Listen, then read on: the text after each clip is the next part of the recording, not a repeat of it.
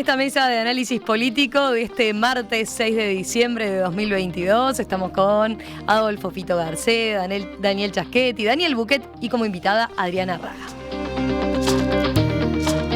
Vamos al otro tema que tenemos en la agenda para hoy. Las novedades sobre la causa penal en la que se investigan presuntos delitos cometidos por el ex jefe de la custodia presidencial, Alejandro Astesiano, coparon buena parte de la agenda política en la última semana. A partir de esta situación, Daniel Buquet proponía discutir cómo impacta este caso en el sistema de partidos, en las instituciones y en la democracia. ¿Es un incidente más? ¿No es tan grave? ¿O es un punto de quiebre? A ver, ¿cómo lo ven? Empezamos por Buquet, que lo sugirió. Bueno, a mí lo que me llama la atención de este caso es lo inusual, ¿no? Lo inusual de la forma. Tenemos un delincuente vinculado a la política. Bueno, ok, eso no sería inusual. En Uruguay no es que sea tan común, pero no, hay casos, ¿no? Ahora, la forma en la que este caso se viene procesando, desde el origen mismo hasta lo que haya salido hoy de mañana, que no tuve tiempo de leerlo, pero seguro que hay alguna novedad, lo ha transformado en algo absolutamente inusual. Yo diría que por dos razones, o desde dos ángulos, no es que sean razones. La primera es que esto viene todo mal desde el principio mismo, y es que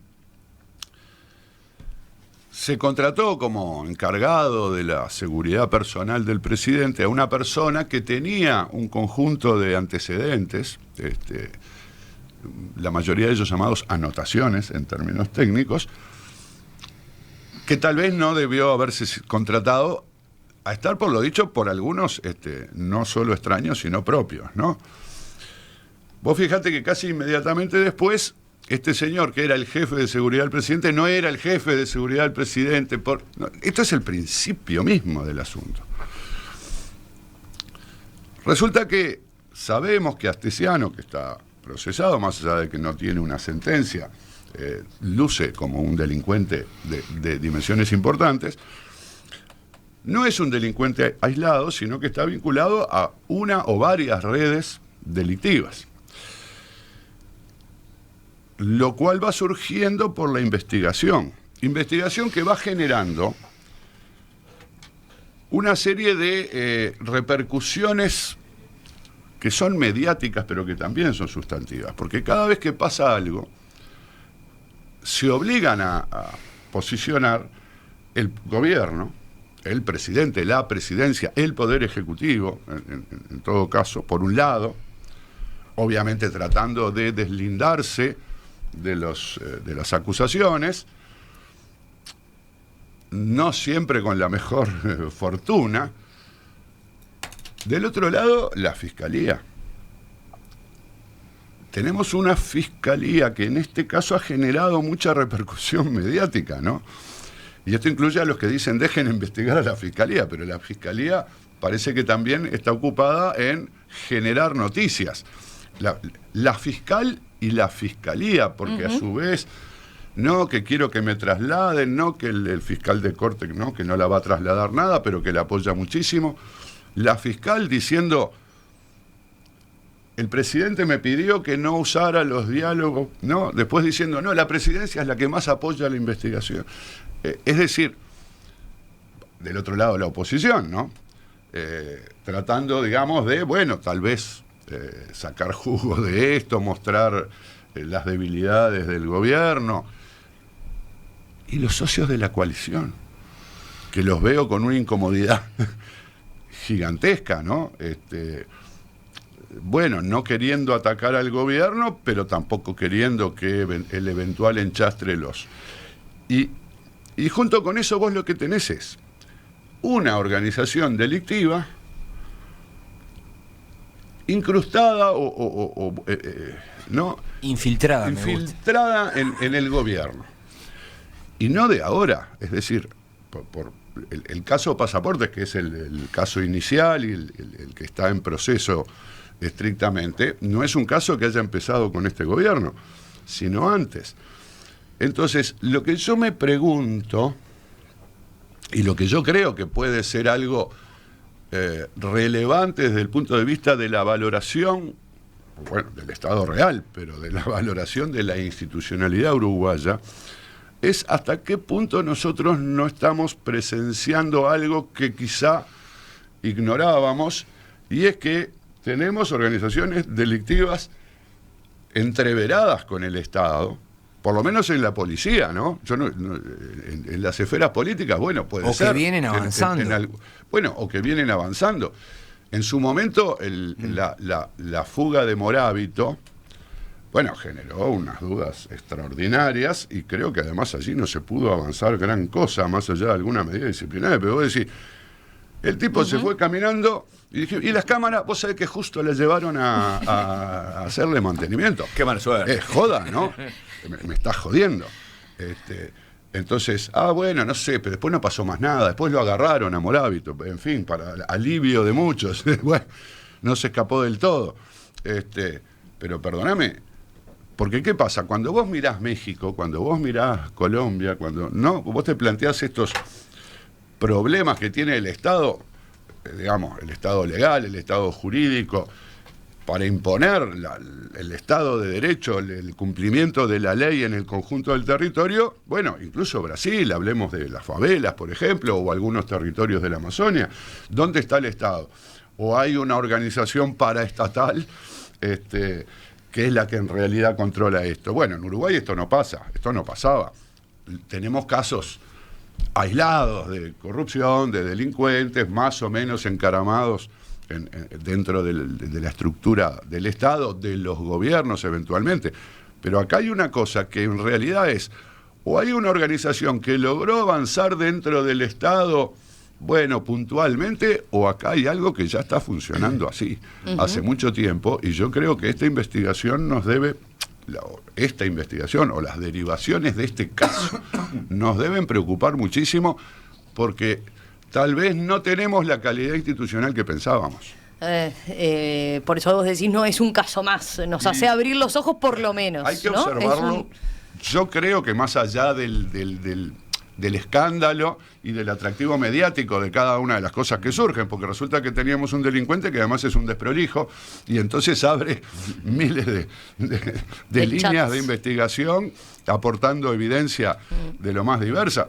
Pero lo que tenemos que decir es, pero pará, esto está pasando porque, a ver, este señor se comunicaba con otras autoridades en distintos ámbitos, con las que tenía diálogo y con las que hacía negocios, y esto no es algo que empezó ahora, esto es algo que ya venía de antes, y esto es algo que debería preocuparnos. Pero, viste, en este caso nos está matando el cortoplacismo, porque yo creo que ni el gobierno y en parte y una parte de la oposición no lo están tomando en estos términos. O sea, el gobierno minimizó, subestimó, creyó que fácilmente poniendo a la calle a decir que bueno, que me traicionaron y que fue un garrón que nos comimos, se resolvía, y no se resuelve así, es más profundo el problema. Y del lado de la oposición, bueno, acelerar los juicios como se han acelerado, ¿no? Es decir, sacar conclusiones sin tener plena evidencia, o llegar al límite de pedir un juicio al presidente o la renuncia del presidente. Bueno, me parece que ese tipo de cosas lo que nos está mostrando es que, bueno, de vuelta, no estamos enfocando correctamente el problema que tenemos entre manos. Y yo creo que no lo estamos enfocando correctamente porque, bueno, porque en realidad acá ahí está la percepción de que este puede ser un tema muy importante para el electorado. Entonces, ya hemos visto que en muchos países la combinación de economías estancadas con corrupción y movilización hace caer a los gobiernos. Eso desde España hasta un montón de casos en América Latina. Bueno, los cambios en los gobiernos están precedidos por esos fenómenos.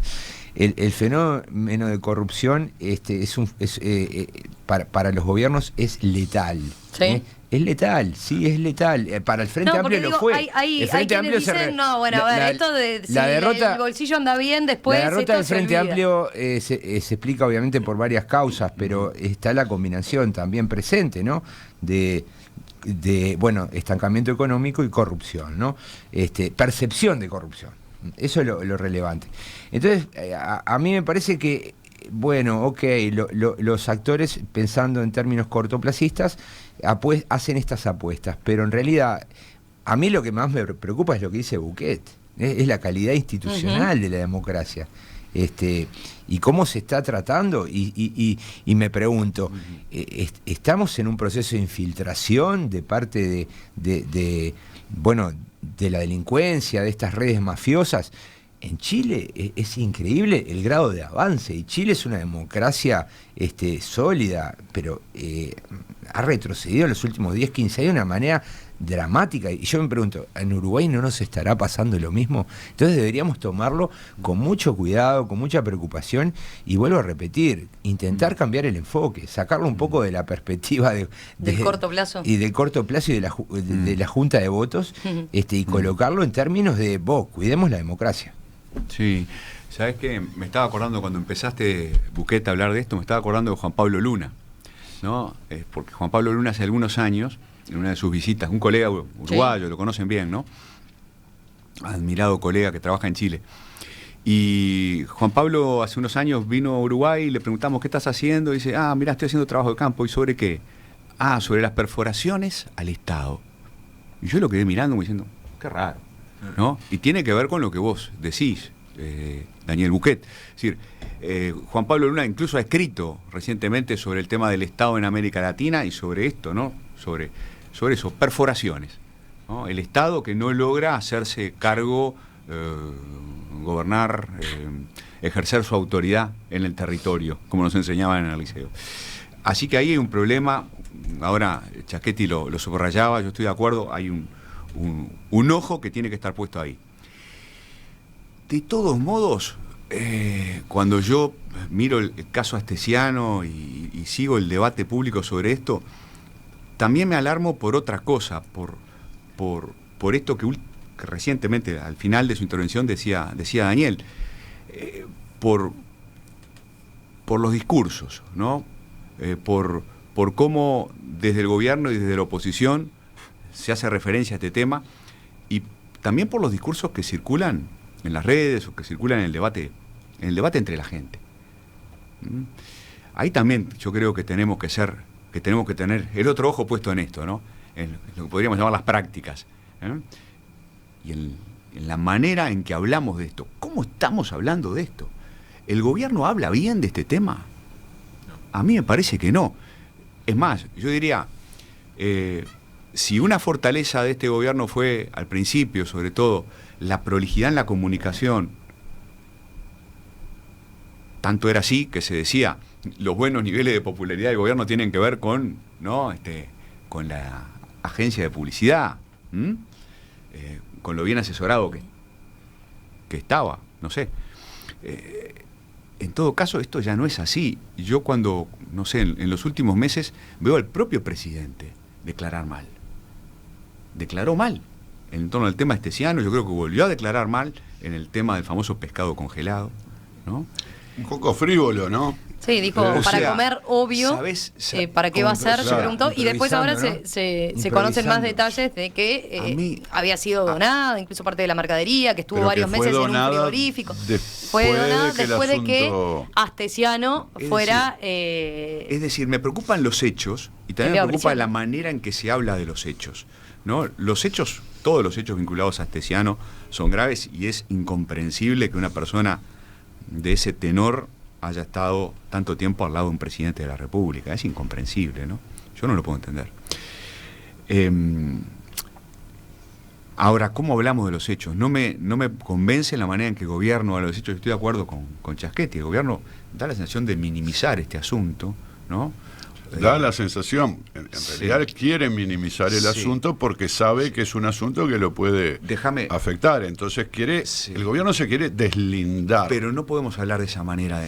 Si queremos una democracia mejor de la que tenemos, que es muy buena, pero que tiene que ser mejor, no podemos hablar así de temas tan graves. No puedo dejar de recordar, por ejemplo, cuando en el Senado se discutió del tema Astesiano, la indignación del senador Pacha Sánchez, cuando los voceros de presidencia dijeron, no, Astesiano no es el jefe de la custodia presidencial. Pacha Sánchez estaba indignado. Dijo, el prosecretario de la presidencia miente, haciendo referencia a Rodrigo Ferrés. Che, ahora todo el tiempo, el propio Astesiano dice que era el jefe de la custodia. Había tarjetas. Pero en el reportaje en el diario El País, ¿no?, lo dice. En el diario El País dice, yo era el jefe, ¿no? Y ahora en los medios de comunicación hablamos todo el tiempo, todo el mundo dice, ese era el jefe de la custodia. Che, entonces...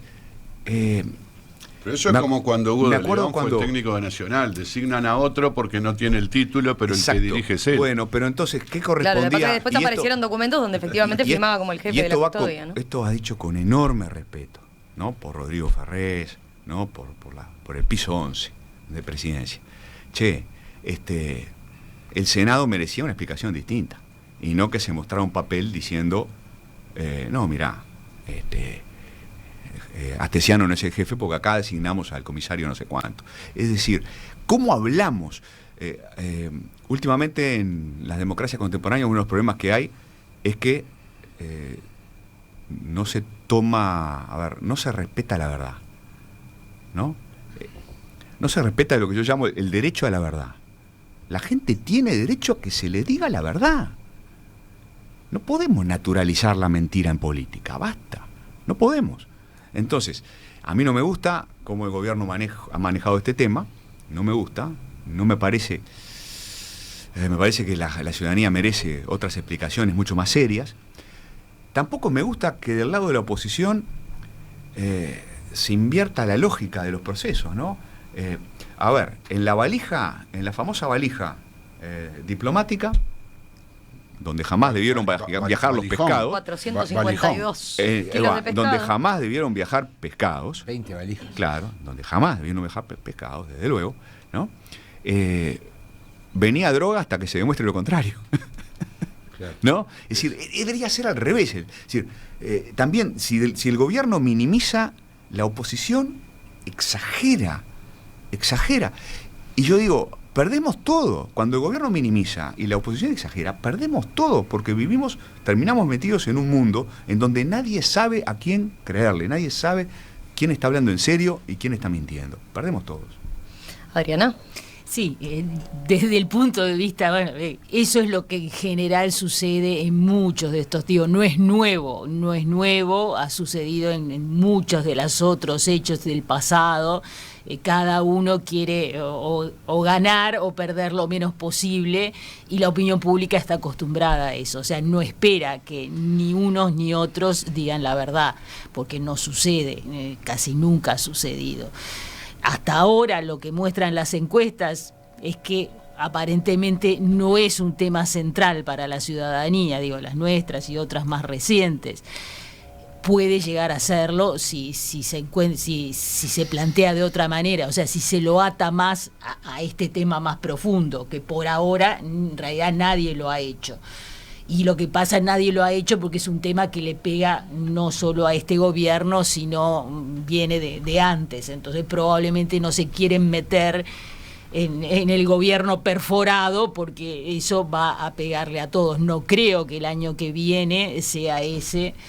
este tema llegue a esa profundidad, porque bueno, entonces hay que cuestionar esto, hay que cuestionar Morabito, hay que cuestionar otras cosas también, y no creo que ningún político se meta en eso. Pero tal vez salgamos ganando, porque por más que los políticos no quieran, el estado judicial de la causa, de las causas, porque ya ahora ya no es una sola, existe. Está por un lado lo de los pasaportes. Y yo creo que acá hay un problema clave, un punto, un nodo de este asunto, y es si esta infiltración aparente, ¿no?, de una organización delictiva en la órbita del Estado fue hecha con desconocimiento de la élite política, o si hay algún grado de complicidad. Entonces esa infiltración, es decir, ha sido facilitada desde algunos niveles de élites políticas. Esta es la parte más jodida del asunto. Y ahí me parece clave, entre otras de las muchas cosas que ha surgido, las comunicaciones de Astesiano con el presidente. Porque resulta que en ese teléfono, en esa caja de Pandora, en la parte que se conoce hay muchas referencias al presidente, del delincuente o presunto delincuente, que dice comunicarse con el presidente repetidas veces. Ahora, por otro lado, el presidente dice, no, los míos no me los revisen. Esto es muy malo, yo lo lamento muchísimo. Tal vez en algún momento podría ahora tener... cambió de opinión. Bueno, la presidencia. Ayer, no sé, ayer, justamente, porque ¿qué pasa? En la medida en que esto se profundiza, si vos decís, sí, pero a vos no te voy a investigar, no, bueno, no, sos culpable, como él dijo, como dijo Fito. Si no me si no me sacás los pescados dentro de la caja, era cocaína. ¿No? Claro, No, aunque no viene, sería hashish, yo qué sé, no sé qué viene desde allá. Pero bueno. Luis, si no me mostrás lo que hablaste con Astesiano, sos cómplice. Entonces, hace bien, en todo caso, el presidente, y además esperando que justamente esas conversaciones no muestren ningún grado de complicidad con los delitos, de decir, bueno, no, desde que cometí el error de designarlo hasta tal vez un poco más de errores que solo designarlo, pero en ningún momento se trató de ningún nivel de complicidad. De la élite política, estoy hablando del presidente mismo, de los ministros, de los secretarios. De acuerdo. Ahora, hay un punto adicional que es, en este clima de desprolijidad, de vale todo, en el que está la política uruguaya, ¿no? Que los temas que son de la vida privada del presidente no se vayan a ventilar.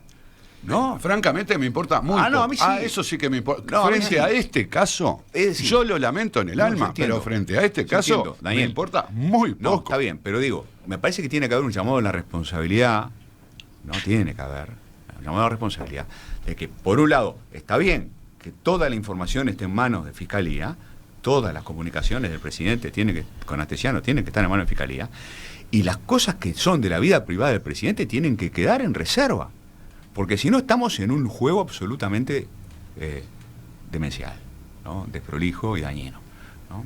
Separar lo que tiene que ver con Astesiano con lo que tiene que ver con la vida privada, y ahí están pasando cosas muy desagradables en este país también, ¿no? Porque todas estas filtraciones de Fiscalía, ¿no? Hablan muy mal de cómo alguna gente considera que tiene que hacer política. Yo quiero comparar todo esto con lo que ocurrió con Sendik, ¿no?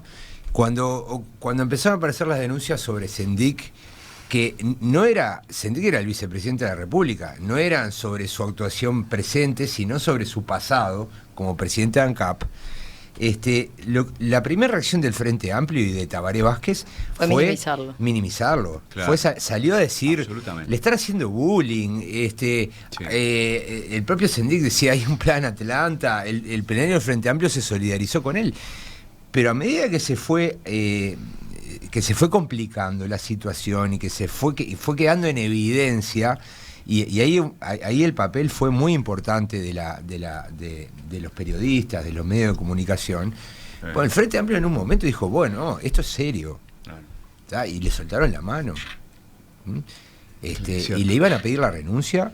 Que le llevó también tiempo, ¿no? Y después fue de las evaluaciones que hizo dentro del costo político que tuvo, bueno, ¿no? Yo creo que ahora estamos igual, ¿viste? Como que el gobierno salió a decir, fue un garrón. Hay distintas posturas en el gobierno, yo estoy leyendo a la calle Pou, Álvaro Delgado, el núcleo central del Poder Ejecutivo. Pero por ejemplo, en el Parlamento, ¿no? O sea, pero ahí es un perejil, no era el jefe de seguridad, todo el tiempo minimizando. Y bueno, pero sobre el supuesto espionaje, por ejemplo, Daniel, Delgado sale un día y dice, cuando sale de declarar en la fiscalía, dice, esto no es grave, es gravísimo, ¿no? Sí se confirma el caso. Está bien, pero eso al otro día el presidente dice, ¿y qué me pide que condene el Frente Amplio? Un supuesto, quizás, tal vez. No, pero son yo matices, creo que pero el gobierno en algún momento en algún momento el gobierno va a tener que decir, esto es realmente grave, vamos a dejar de dar explicaciones ad hoc y vamos a cambiar el enfoque. Explicaciones superficiales.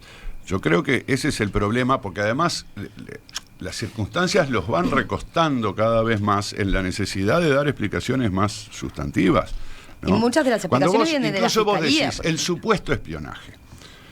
cuando vos decís supuesto espionaje, estás olvidando que hay una prueba de una comunicación donde se solicita el espionaje. Está bien, no sabemos hasta dónde llegó, pero no es un rumor como tuiteó algún legislador diciendo cómo vamos a hablar. Esto no es un rumor. No, acá hay evidencia. Y algo importante. Te hacen una boleta por hay una evidencia de... No, bueno, indicios más jorobados aún, porque la misma empresa que le solicita esa información, y eso sí ocurrió, eso no es supuesto, eso digamos, eso está documentado. Además esa empresa le paga, y además la explicación también es complicada, porque resulta que Astesiano sale a dar explicaciones, ¿no? Porque da entrevistas. Entonces resulta que un empresario multimillonario le debía $1.500 que se los había pedido porque estaba en la lona. Se complica, ¿entendés? No, pero entonces, para no dar explicaciones que resulten inverosímiles, conviene adelantarse y decir, no, mira, todo esto es así, exactamente así, ¿no? Porque también dicen vamos a ir hasta el hueso. Ahora, lo que pasa es que cada vez que vos querés entrar al hueso, ¿no? te pone la mano y dice, no me metas el bisturí, pará, no lo metas. No, bueno, si vamos hasta el hueso. Porque este es el problema. Claro, si llegamos al hueso, ¿qué va a pasar? Tal vez algunos sepan lo que puede llegar a pasar si llegamos hasta el hueso. Pero no podemos estar amagando con que vamos a meter el bisturí y ahora sí vamos a llegar al fondo. El que va a meter el bisturí es la justicia, sí. Es la fiscal. Entonces yo creo que ahí lo que deberían hacer es blindar a la fiscal, ¿viste? O dejar de presionarla.